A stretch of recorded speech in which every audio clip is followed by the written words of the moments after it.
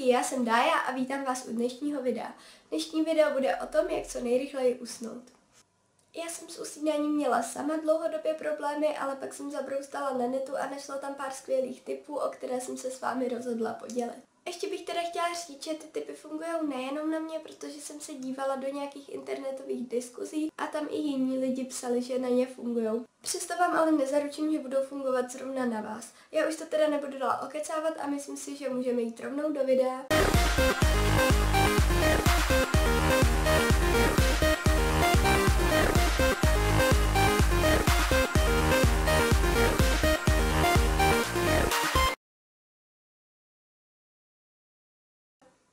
I když tenhle tip asi všichni znáte, tak ne úplně všichni si myslím, že ho děláte.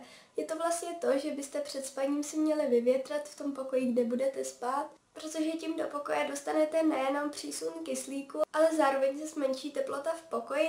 A myslím si, že většina lidí nerada spí v nějakém pokoji, ve kterém je hrozný vedro, takže tím vlastně zabijete 2 mouchy jednou ranou. Tenhle tip vám nejsem schopná říct, nakolik funguje, ale je to vlastně to, že byste před spaním měli sníst jabko. To jabko prý do sebe nasaje a zároveň vám odvede z těla všechny škodliviny, co v těle máte, a díky tomu se vám bude usínat lépe. Já vážně nevím, nakolik to jabko funguje, ale myslím si, že za zkoušku to určitě stojí. Já vždycky, když jdu spát, tak si dávám k posteli sklenici s vodou a je to proto, že já když usínám, tak mám často třeba po 10 minutách hrozně vyschlo v krku najednou z ničeho nic. No a tak mám žízeň a už se mi zase nechce chodit do kuchyně nebo do koupelny pro vodu. Takže když mám tu vodu u postele, tak ani nemusím vstávat a to mi přijde strašně fajn. A ještě bych teda chtěla říct, že já v noci nikdy nechodím na záchod, takže jestli s tímhle máte problémy, tak bych být vám asi tu vodu moc nebrala. Tenhle tip je podle mě jeden z úplně nejlepších a je to pro ty, kdo si vlastně dělají před spaním na nějakém elektronickém zařízení. Vlastně všechna ta elektronická zařízení vyzařují světlo, a to jak červené, tak zelené, tak i modré.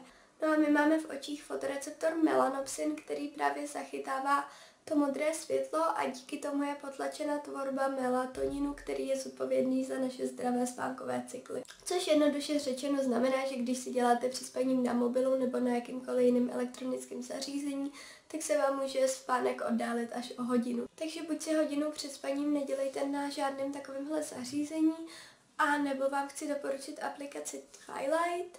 Tady vidíte její logo. S Twilight Sagou to nemá nic společného. A je to vlastně takový červený filtr přes váš displej. Můžete si nastavit intenzitu, potemnění displeje a díky tomu je potlačeno to modré světlo. Tahle apka je teda jenom pro Android zařízení. Na App Store jsem ji nenašla a jestli existuje něco takového pro počítače, to taky vážně nevím. Každopádně já mám mobil Android, takže jsem hrozně ráda, že je to aspoň pro ty Androidy.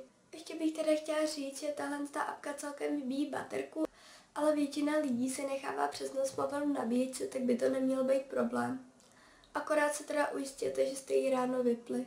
Jinak první 3 minuty je to pro ty oči takovej nezvyk, že prostě máte červený filtr přes váš displej, ale pak si zvyknete.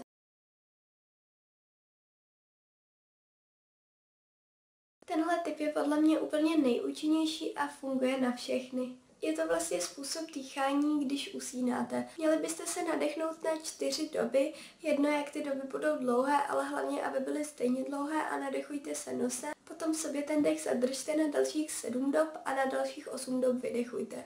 Hlavně, aby všechny ty doby byly stejně dlouhé. Takže si jednoduše pamatujte 4, 7, 8.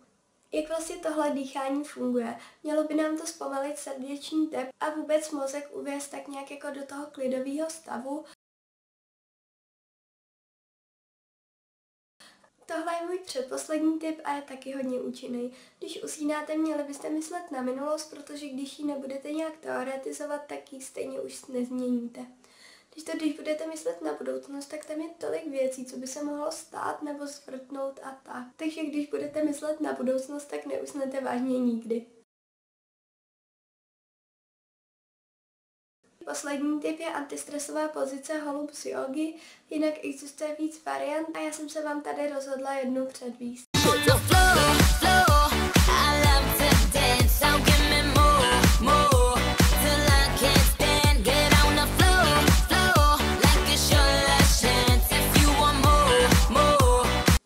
to už je pro dnešek ode mě všechno. Já doufám, že ty moje tipy zkusíte.